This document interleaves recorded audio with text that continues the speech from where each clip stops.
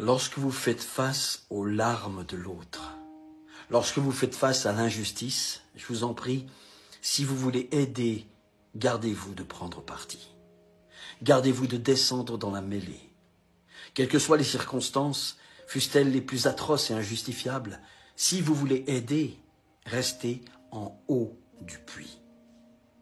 Si vous descendez dans le puits de l'ignorance, de la violence, le puits des victimes et des bourreaux, vous n'aiderez personne à en remonter.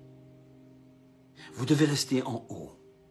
Rester en haut, c'est ne pas s'impliquer totalement émotionnellement. C'est rester haut en énergie.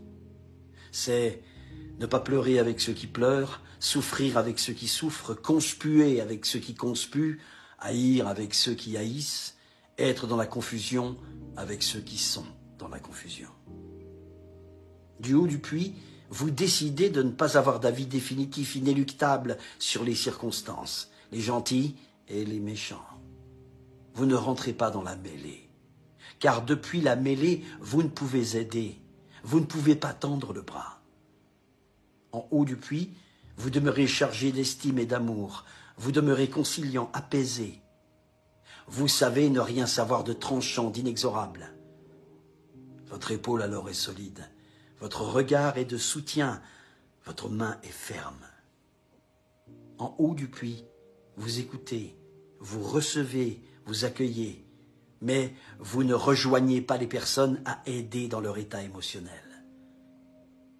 La compassion n'est pas se mettre à la hauteur des émotions douloureuses, c'est accueillir les émotions douloureuses depuis une position qui demeure alliée au beau, à la noblesse, à l'amour et à l'estime. Vous êtes une tour, vous êtes un pilier, vous demeurez solide, confiant, vous conservez la foi, celle en la vie, celle en les autres, celle en vous-même. Mais, comme le plus souvent vous prenez parti, comme vous vous impliquez émotionnellement, vous souffrez et ragez et pleurez, vous vous placez dans le bain émotionnel avec les autres et donc ne leur êtes d'aucun secours.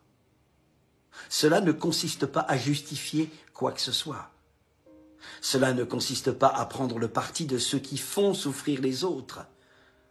Cela ne consiste pas à être neutre, mais à faire le choix de demeurer dans votre profondeur, comme un phare dans la tempête. Quel phare aidera s'il se noie avec les navires dans un flot en furie? Il demeure stable. Il sait qu'à la tempête succède inéluctablement le beau temps. Il sait que toutes les vagues finissent par s'apaiser. Il fait son boulot de phare, éclairé. Éclairer, c'est garder les bras ouverts lorsque les autres les ferment, la main détendue lorsque les poings se ferment, le sourire aimant lorsque les autres haïssent. Bien sûr, on vous reprochera votre attitude, on vous dira que vous êtes égoïste, insensible, que vous justifiez les atrocités, que vous êtes les alliés des bourreaux. 1000 voix tenteront de vous faire descendre dans le puits émotionnel, rejoindre les autres et barboter avec eux. Faites-le si vous voulez. Vous ne serez pas jugé. Mais si ce que vous voulez, c'est aider, ne le faites pas. Demeurez stable, demeurez le phare. Soyez ouverts et détendus. Et pour ceux qui voudront sortir du puits de souffrance, eh bien, ils s'appuieront sur vous. Vous serez leur échelle. Qu'1 sur 10 comprennent cette profonde vérité et le monde ira vers la stabilité, la paix, la cohérence. Que tous rejoignent la tempête émotionnelle et tout ira de mal en pis. Que ce soit les difficultés du quotidien, les blessures d'amour, de séparation, de deuil, les difficultés de santé, de handicap, d'argent, ou que ce soit les grands drames du monde, si vous voulez être de ceux qui aident plutôt que de ceux qui plongent, pensez à demeurer en haut du puits émotionnel. Pensez au phare qui éclaire dans la tempête. Ne vous laissez pas emporter. Ne vous laissez pas intimider par ceux qui exigeront que vous preniez parti. Ne soyez pas malheureux avec les malheureux, mais heureux auprès des malheureux. Seule manière de les aider. Une clé? Lorsque vous êtes happé avec les autres dans le gouffre émotionnel, c'est qu'une de vos blessures ou qu'une de vos peurs résonne avec leur malheur. Alors, si vous vous sentez vous impliquer, juger, accuser, médire et crier justice, demandez-vous quelle est cette souffrance en vous qui résonne avec celle des autres et prenez-en soin. C'est-à-dire qu'à l'intérieur de vous, vous jouez le rôle du phare. Vous vous tendez la main, vous vous hissez vous-même du fond de votre propre puits, puis, une fois en haut, vous pourrez aider les autres.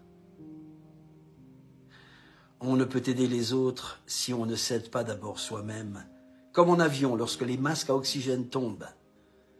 Trouvez votre propre masque à oxygène, respirez profondément, ensuite seulement, vous aiderez les autres à se réoxygéner plutôt que de vous joindre à l'asphyxie ambiante.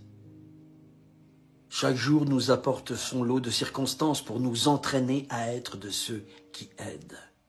Parfois, nous réussissons, parfois nous plongeons. Mais de plus en plus souvent, nous parvenons à demeurer stables, paisibles et lumineux. Alors, peu à peu, à notre suite, le monde se stabilise et le soleil revient. Bonne journée.